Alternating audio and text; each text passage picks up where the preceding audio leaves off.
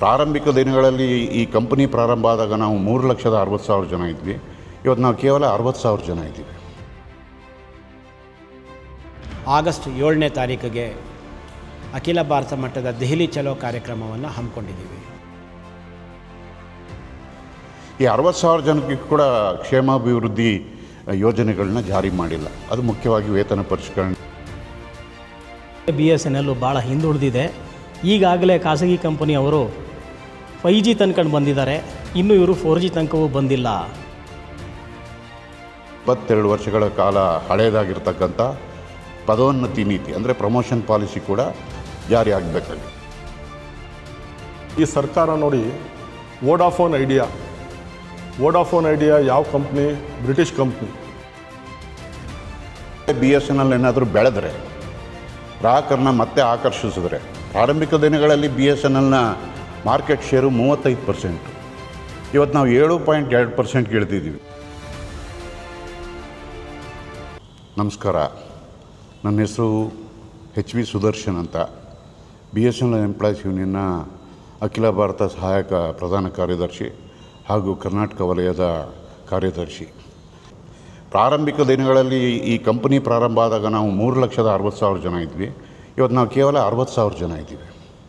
ಈ 60,000 ಜನಕ್ಕೆ ಕೂಡ ಕ್ಷೇಮಾಭಿವೃದ್ಧಿ ಯೋಜನೆಗಳನ್ನ ಜಾರಿ ಮಾಡಿಲ್ಲ. ಅದು ಮುಖ್ಯವಾಗಿ ವೇತನ ಪರಿಷ್ಕರಣೆ ಮತ್ತು 22 ವರ್ಷಗಳ ಕಾಲ ಹಳೆಯದಾಗಿರ್ತಕ್ಕಂಥ ಪದೋನ್ನತಿ ನೀತಿ ಅಂದರೆ ಪ್ರಮೋಷನ್ ಪಾಲಿಸಿ ಕೂಡ ಜಾರಿ ಆಗಬೇಕಾಗಿದೆ. ಈ ಎಲ್ಲ ಬೇಡಿಕೆಗಳನ್ನ ಇಟ್ಟು ನಾವು ಮುಂದುವರೆದು ಈಗ ಏನು ಧರಣಗಳನ್ನ ಮಾಡಿದ್ದೀವಿ, ಉಪವಾಸ ಸತ್ಯಾಗ್ರಹ ಮಾಡಿದ್ದೀವಿ, ಸ್ಟ್ರೈಕ್ ಮಾಡಿದ್ದೀವಿ, ಸಂಬಳ ಕಳ್ಕೊಂಡಿದ್ದೀವಿ.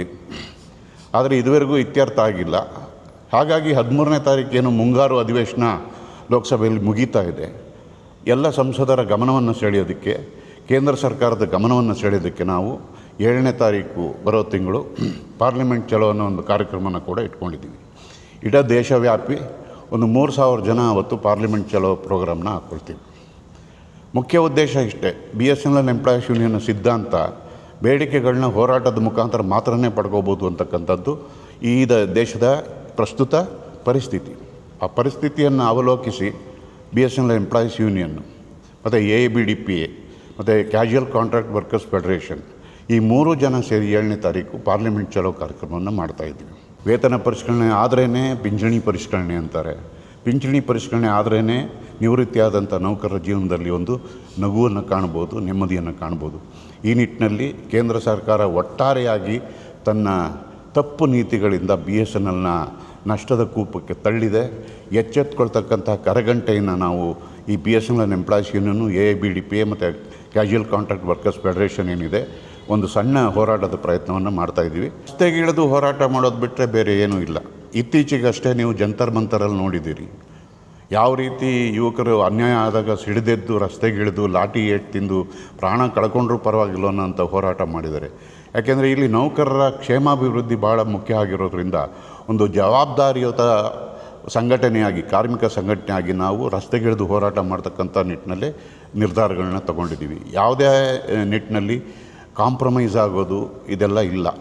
ಹಾಗಾಗಿ ನಾವು ನಮ್ಮ ಹೋರಾಟಗಳಲ್ಲಿ ಯಶಸ್ಸನ್ನು ಪಡೆದಿದ್ದೀವಿ. 2007ರಲ್ಲೂ ಕೂಡ 2 ದಿನ 4 ದಿನ ಸಂಬಳಗಳನ್ನ ಕಳ್ಕೊಂಡು ಹೋರಾಟ ಮಾಡಿದ್ದೀವಿ, ಯಶಸ್ಸು ಸಿಕ್ತು. ಈಗ ಅದೇ ಹಾದಿಯಲ್ಲೇ ಇದ್ದೀವಿ. ಯಶಸ್ಸು ಹೇಗೆ ಸಿಗತ್ತೆ ಅನ್ನೋದು ನಮ್ಮ ಅನುಭವ ಹೇಳಿದೆ. ಹಾಗಾಗಿ ಕಾಂಪ್ರಮೈಸ್ ಮಾಡಿಕೊಳ್ಳದೆ ಮನವಿ ಪತ್ರಗಳನ್ನ ಕೊಟ್ಟಿದ್ದೀವಿ.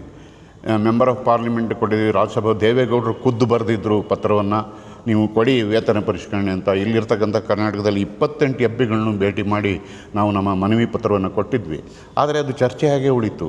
ಪಾರ್ಲಿಮೆಂಟ್ರಿ ಕಮಿಟಿ ಬಂದು ಹೇಳಿದಂಥ ಸಲಹೆಗಳನ್ನ ಕೂಡ ಇವತ್ತು ತಗೊಳ್ತಕ್ಕಂಥ ಮನಸ್ಥಿತಿಯಲ್ಲಿ ಕೇಂದ್ರ ಸರ್ಕಾರ ಇಲ್ಲ.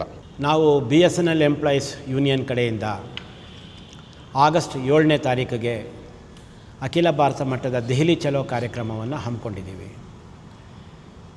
ನಮ್ಮ ಪ್ರಮುಖವಾದಂಥ 3 ಬೇಡಿಕೆಗಳು ಅಂತ ಹೇಳಿದ್ರೆ, 1/1/2017ರಿಂದ ಸೇವೆಯಲ್ಲಿ ಇರ್ತಕ್ಕಂಥ ನೌಕರರಿಗೆ 3ನೇ ವೇತನ ಪರಿಷ್ಕರಣೆ ಆಗಬೇಕು. ಅದೇ ರೀತಿ 1/1/2017ರಿಂದ ನಿವೃತ್ತಿ ಹೊಂದಿದಂಥ ಸೇವೆಯಲ್ಲಿ ಇದ್ದಂಥ ನೌಕರರಿಗೆ ಪಿಂಚಣಿ ಪರಿಷ್ಕರಣೆ ಆಗಬೇಕು, ಪೆನ್ಷನ್ ರಿವಿಷನ್ ಆಗಬೇಕು. ಮತ್ತು ಲಕ್ಷಾಂತರ ಜನನ BSNL ಒಳಗಡೆ ಹ್ಯೂಮನ್ ರಿಸೋರ್ಸಸ್ ಇಲ್ಲ ಅಂತ ಹೇಳಿ, ಮ್ಯಾನ್ ಪವರ್ ಇಲ್ಲ ಅಂತ ಹೇಳಿ ಗುತ್ತಿಗೆ ನೌಕರರನ್ನ ಏನು ತೊಗೊಂಡ್ರು ಅವ್ರನ್ನ ಏಕಾಏಕಿ ತೆಗೆದುಹಾಕ್ತಾ ಇದ್ದಾರೆ. ಆ ರೀತಿ ತೆಗೆದುಹಾಕೋದನ್ನು ನಿಲ್ಲಿಸಬೇಕು ಅಂತ ಹೇಳಿ ನಾವು 3 ಪ್ರಮುಖವಾದಂಥ ಬೇಡಿಕೆಗಳನ್ನ ಇಟ್ಕೊಂಡು ನಾವು ಆಗಸ್ಟ್ 7ಕ್ಕೆ ದೆಹಲಿಗೆ ಹೋಗ್ತಾ ಇದ್ದೀವಿ. ಸುಮಾರು ನಮ್ಮ ಎಲ್ಲ ರಾಜ್ಯಗಳಿಂದ, ನಾವು ನಮ್ಮ ಪರಿಭಾಷೆಯಲ್ಲಿ ಅದನ್ನು ವಲಯ ಅಂತ ಕರಿತೀವಿ, ಎಲ್ಲ ವಲಯಗಳಿಂದ ಅಥವಾ ಎಲ್ಲ ರಾಜ್ಯಗಳಿಂದ ಒಂದು 10,000 ಜನ ದೆಹಲಿಯಲ್ಲಿ ನಾವು ಅಣಿನೇರಿಯುವಂಥ ಒಂದು ಯೋಚನೆ ಇದೆ ನಮಗೆ. ಇವತ್ತು ರೆಡಿಯಾಗಿರೋ ಎಕ್ವಿಪ್ಮೆಂಟು ಇಡೀ ಪ್ರಪಂಚದಲ್ಲಿ ನಮಗೆ ಸಿಗೋದು ಚೈನಾದಲ್ಲಿ ಮಾತ್ರ. ಹುವಾಯಿ ಮತ್ತು ZTE ಅನ್ನೋ ಕಂಪನಿಗಳು, ಇನ್ನೂ ಕಂಪನಿಗಳಿವೆ, ನಮಗೆ ಗೊತ್ತಿರೋ 2 ಕಂಪ್ನಿಗಳನ್ನು ನಾನು ಹೇಳ್ತೀನಿ. ಸ್ಯಾಮ್ಸಂಗು ಇರ್ಬೋದು, ಮತ್ತೊಂದು ಇರ್ಬೋದು. ಈ ಥರ ಕಂಪ್ನಿಗಳಲ್ಲಿ ನೇರವಾಗಿ ತಂದರೆ 5G ಎಲ್ಲ ನಾವು ಇಷ್ಟೊತ್ತಿಗಾಗಲೇ 6Gಗೆ ಬರ್ಬೋದಾಗಿತ್ತು. ಆದರೆ ಬೇರೆ ಖಾಸಗಿ ಕಂಪನಿಗಳಿಗೆಲ್ಲ ನೀವು ಅಲ್ಲಿಂದ ತರ್ಬೋದು ಅಂತ ಹೇಳಿ ಚೈನಾದಲ್ಲಿ ತರಲಿಕ್ಕೆ ಅವಕಾಶ ಕೊಟ್ಟು BSNLಗೆ ಮಾತ್ರ ಮೇಕ್ ಇನ್ ಇಂಡಿಯಾ ಮಾಡಬೇಕು ಅಂತ ಹೇಳಿದರು. ಸಂತೋಷ, ನಾವು ಭಾರತೀಯರೇ, ಮೇಕ್ ಇನ್ ಇಂಡಿಯಾ ಮಾಡೋಲ್ಲ ಅಂತ ನಾವು ಹೇಳ್ತಾ ಇಲ್ಲ. ಆದರೆ ಇಲ್ಲಿ ಮ್ಯಾನುಫ್ಯಾಕ್ಚರ್ ಮಾಡೋವಂಥ ಕಂಪ್ನಿಯೇ ಇಲ್ಲ. ಮೊಟ್ಟ ಮೊದಲಿಗೆ ಏನು ಮಾಡಬೇಕು, ಒಂದು ಕಂಪನಿಯನ್ನು ಹುಟ್ಟಾಕೋದು ಅಷ್ಟು ಸುಲಭದ ಕೆಲಸ ಅಲ್ಲ. ಒಂದು ಟೆಲಿಕಾಂ ಕಂಪನಿಯನ್ನು ಹುಟ್ಟಾಕೋದು ಭಾಳ ಕಷ್ಟದ ಕೆಲಸ.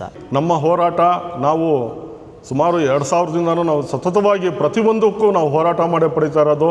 ಮೊನ್ನೆ ನಮಗೆ ಇಂಡಸ್ಟ್ರಿಯಲ್ DA ನಮಗೆ 4 ತಿಂಗಳು ತಡೆದ್ರು. ಜನವರಿಯಲ್ಲಿ ಬರಬೇಕಾಗಿರೋ ನಮ್ಮ DA ಕೊಡಲಿಲ್ಲ. DAಗೆ ನಾವು ಸರಿಸುಮಾರು ಒಂದು 4 ತಿಂಗಳು ಹೋರಾಟ ಮಾಡಿ ನಮ್ಮ DAಯನ್ನು ನಾವು ಪಡೆದಿದ್ವಿ. ಹಾಗಾಗಿ ಈ ಸರ್ಕಾರ ನಮ್ಮ PSU ವಿರೋಧಿ ಸರ್ಕಾರ ಮತ್ತು ಕಾರ್ಪೊರೇಟ್ ಪರ ಸರ್ಕಾರ.